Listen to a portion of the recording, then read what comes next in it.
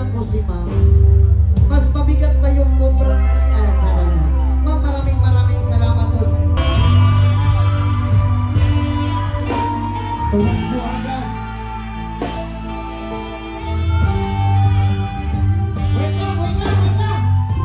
Ayan. Ma'am, ang sabi ko po, bibilang ako ng 3. Masyadong excited si ma'am.